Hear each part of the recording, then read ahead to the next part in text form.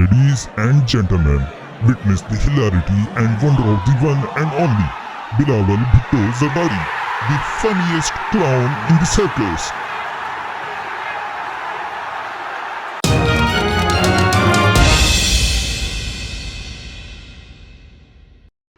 अस्सलाम वालेकुम। तो दोस्तों, वही हुआ जिसका डर था। पाकिस्तान के नए नवीले वज़ीर ख़ारजा बिलावल ज़रदारी की जानिब से भारत में शंघाई कोऑपरेशन की वज़ीर ख़ारजा की मीटिंग में जिस भोंडे तरीके से पाकिस्तान की नुमाइंदगी की गई है, इसका नुकसान आने वाले कई सालों तक पाकिस्तान को उठाना पड़ेगा, क्योंकि बिलावल के दौरे भारत में ऐसे शर्मनाक प्रेसिडेंट सेट हुए हैं जो इससे पहले कभी नहीं हुए। भारत की जानिब से इंतहाई हितक आमेज सलूक किया गया। पूरी दुनिया ने पाकिस्तान की सिफारती बेइज्जती का तमाशा बरह रास्त देखा। यहाँ तक के दोस्त मुल्कों में जो भरम था वो भी टूट गया, क्योंकि चीन, काज़ाकिस्तान, उज़्बेकिस्तान, ईरान और रूस के वज़ीर ख़ारजा तो ये सब अपनी आंखों से देख रहे थे, लेकिन दूसरे ममालिक जैसे सऊदी अरब, तुर्की, मुत्तहिदा अरब इमारात, ये भी ऑब्जर्वर की हैसियत से इसमें शरीक थे।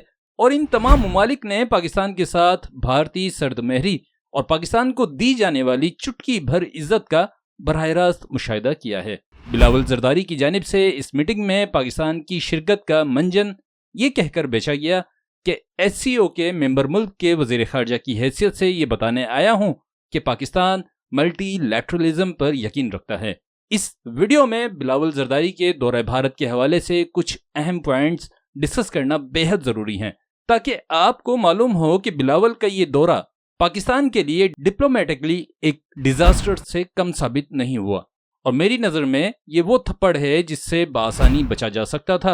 आम पाकिस्तानियों समेत दफ्तर ख़ारजा में मौजूद कई सिफारती अहलकारों ने भारत न जाने का मशवरा दिया था, लेकिन बिलावल तमाम तर मुखालफत के बावजूद भारत जाने का फैसला करता है।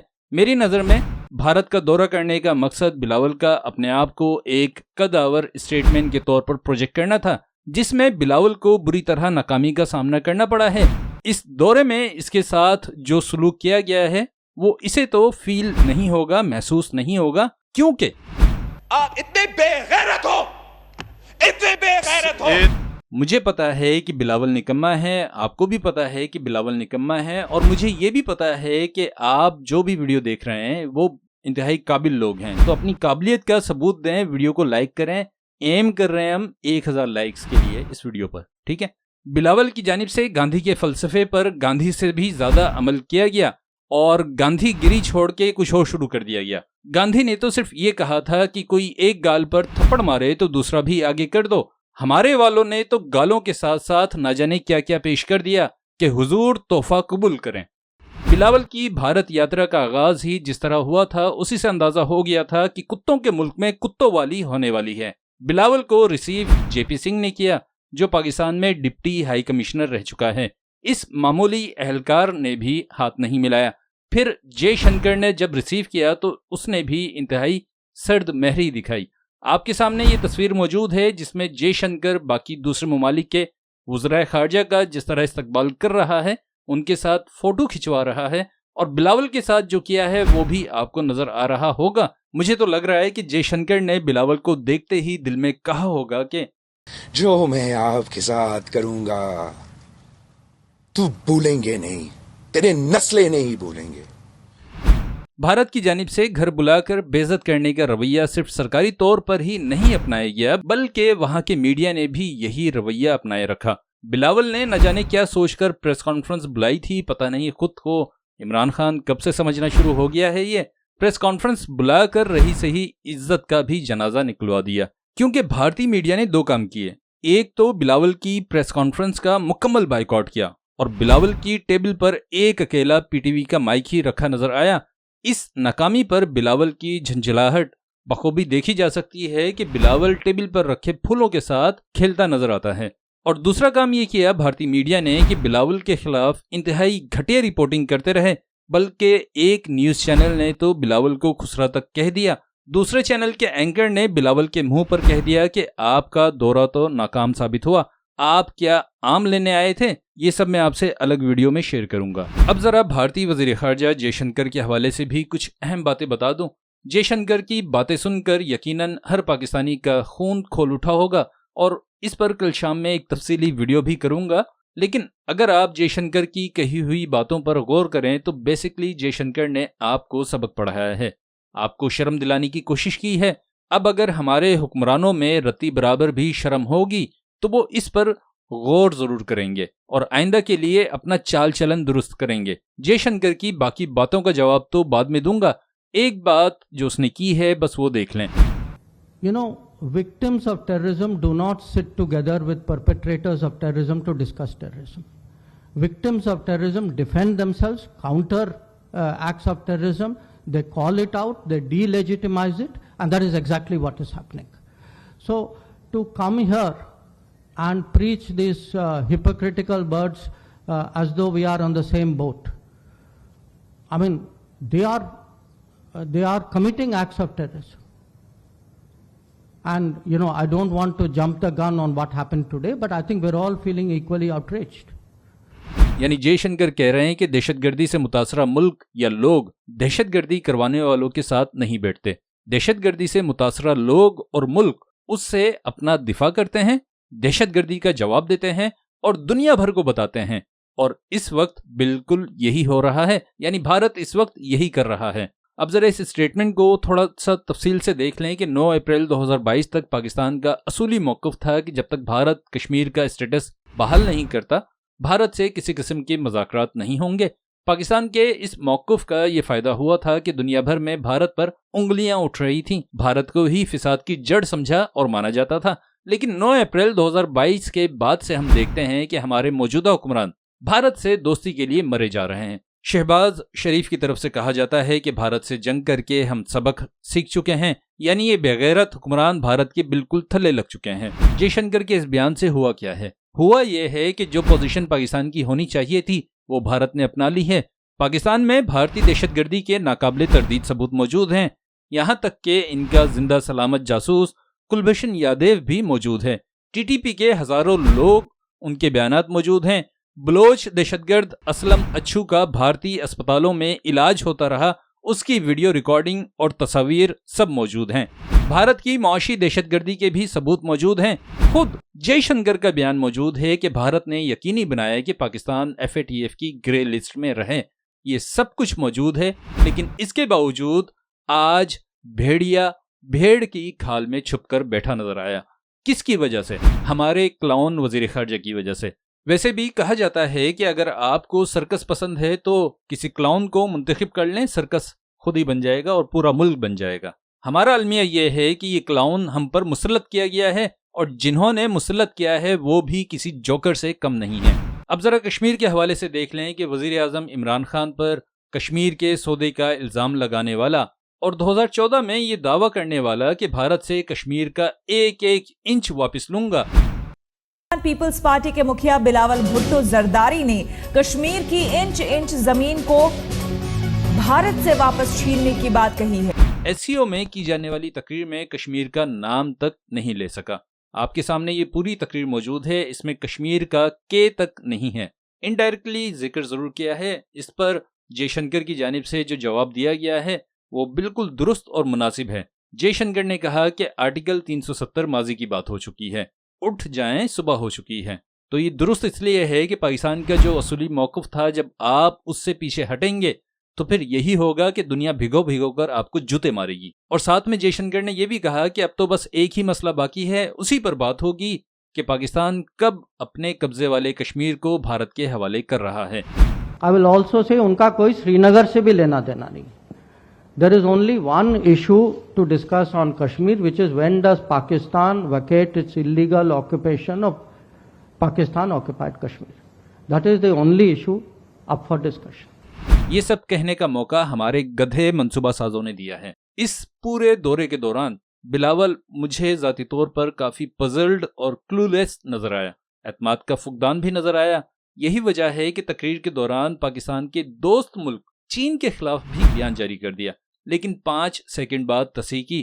تقریر کے دوران بلاول نے چین پر سنگین الزام لگاتے ہوئے کہا کہ چین نے حالیہ دنوں میں سعودی عرب اور ایران کے درمیان فاصلے لانے میں اہم کردار ادا کیا ہے۔ آپ یہ خود سن لیں، اپنے پاس سے نہیں کہہ رہا ہوں میں۔ I want to make special mention of the commendable role China has recently played in bringing differences between Saudi Arabia and bridging differences between Saudi Arabia and Iran. वो तो शुक्र है इसे एहसास हो गया और गलती दुरुस्त कर ली, वरना इस निकम्मे ने तो हमें चीन का भी दुश्मन बना देना था। SCO मीटिंग के इख्तिताम तक बिलावल को बखूबी अंदाजा हो चुका था कि रच के जलील किया गया है, और यह भी अंदाजा हो चुका था कि वो खुद कितने पानी में है। फिर जयशंकर की जली कटी बातें भी इस तक पहुंच चुकी थीं, तो इसने जो प्रेस कॉन्फ्रेंस बुलवाई थी उसमें G20 के हवाले से सवाल किया गया। इस पर बिलावल ने भारत में बैठकर कहा कि इनको वक्त पर ऐसा जवाब देंगे जो उनको याद रहेगा। हम इस चीज़ को मज़ाहमत करते हैं और वक्त पे एक ऐसा जवाब देंगे कि उनको याद रहेगा। अब इस पर क्या कहूँ, इसका बचपना पाकिस्तान की मंजी ठुकवाएगा। बिलावल ने फजूल बयान देकर बुनियादी तौर पर भारत को प्लेट में रखकर एक जवाज पेशगी पेश कर दिया है कि हुजूर ये टोटा मेरा संभाल कर रखें, दोबारा फॉल्स फ्लैग करें, अपने 50 फौजी मरवाएं, मेरा ये बयान सबूत के तौर पर चलाएं, एक तीर से 3 शिकार करें, पाकिस्तान पर हमला, दुनिया भर में पाकिस्तान को जलील और दोबारा FATF में शामिल, और इस बार सीधा ब्लैक लिस्ट में, और बोनस में मोदी तीसरी बार वजीर आजम भी बन जाएगा। बिलावल का ये बयान बुनियादी तौर पर वो सेल्फ गोल है जो भारत अगले 10 साल बाद भी इस्तेमाल करना चाहे तो कर सकता है। और आपको बता दूं कि बिलावल का ये बयान खुसूसी तौर पर संभाल कर रखा जा चुका है। कब इस्तेमाल होना है ये फैसला भारत करेगा। 1-2 पॉइंट्स और हैं, इन्हें अलग कवर करूंगा और सोच रहा हूं इस वीडियो के भी छोटे छोटे पार्ट्स करके अलग से शेयर करूं। चलते चलते बस कुछ बातें और करना चाहूंगा। पाकिस्तान के नुक्ता नज़र से देखा जाए तो बिलावल का ये दौरा इंतहाई नाकाम रहा, और बिलावल को भारत भेजने का फैसला इंतहाई ख़राब फैसला था। बल्कि मेरी नज़र में तो बिलावल को वज़ीर ख़ारजा बनाने का फैसला ही गलत है, क्योंकि जिस तरह मैदान में टैंक, तोप और बंदूक से लड़ी जाने वाली जंग की कमान आप 30 साल के कैप्टन के हाथ में नहीं देते, बिल्कुल इसी तरह सिफारती सतह पर होने वाली लफ्जों, कानूनी मुशगाफियों से लड़ी जाने वाली जंग का जर्नल आप कैसे इस शख्स को बना सकते हैं जिसको इंटरनेशनल रिलेशंस की अलिफ बे तक नहीं पता। आपको पता है कि सामने शिकारी है, इसके बावजूद आपने पाकिस्तान की नुमाइंदगी करने के लिए एक अनाड़ी को भेज दिया। इस नमूने से तो बेहतर था कि हिना रब्बानी खर को भेजा जाता। वो बिचारी जैसी भी है लेकिन कम से कम ढंग से काउंटर तो कर सकती है, और माजी में कई बार इसने ऐसा किया भी है। शिकारी और अनाड़ी का फर्क देख लें कि आपके सामने भारतीय वजीर खारजा की तालीमी और पेशा काबिलियत है। इन्होंने केमिस्ट्री में ग्रेजुएशन किया है, पॉलिटिकल साइंस में मास्टर्स किया है, इंटरनेशनल रिलेशंस में MPhil किया है और इंटरनेशनल रिलेशंस में ही PhD की है। इनकी पेशा काबिलियत भी देख लें कि 1977 से ये इंडियन फॉरेन सर्विस का हिस्सा हैं।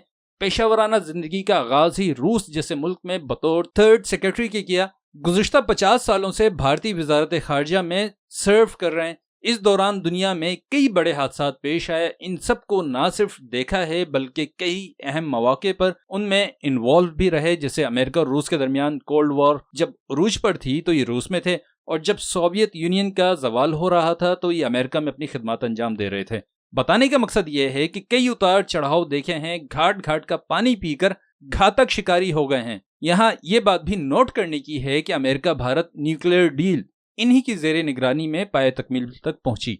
अब जरा पाकिस्तान के वजीर खारजा को देख लें। इनकी तालीमी काबिलियत यह है कि ये 1988 को पैदा हुए, 1999 को वालदा के साथ बाहर चले गए, 2007 में O लेवल मुकम्मल किया, 2008 में A लेवल मुकम्मल किया। इसके बाद इनकी तालीमी काबिलियत कम अज़ कम मैं समझने से कासिर हूँ, आप में से कोई दोस्त समझा सके तो मेहरबानी होगी। विकीपीडिया के मुताबिक ये ऑक्सफोर्ड गए थे मॉडर्न हिस्ट्री और पॉलिटिक्स पढ़ने, लेकिन ग्रेजुएशन की डिग्री इन्हें आर्ट्स में दी गई और फिर सीनियरिटी की बिना पर इस डिग्री को मास्टर ऑफ आर्ट्स में प्रमोट कर दिया गया। यानी यहाँ भी करप्शन, यहाँ भी 2 नंबरी। बरतानिया की कुछ यूनिवर्सिटीज में कानून है कि अगर आप ग्रेजुएशन मुकम्मल करें और 6 साल यूनिवर्सिटी के मेंबर रहें तो आपकी दरख्वास्त पर ग्रेजुएशन की डिग्री को मास्टर्स में प्रमोट कर दिया जाता है। ये तालीमी काबिलियत है। और पेशावराना काबिलियत भी देख लें। 2007 में बीबी के मरने के बाद पीपल्स पार्टी के चेयरमैन बने। इसके बाद 2018 में इलेक्शन लड़ा और MNA बने। 2019 में कौमी असम्बली की कमेटी बराए इंसानी हुकूक के चेयरपर्सन मुंतखब हुए। 2022 में पाकिस्तान के वजीर खारजा बने।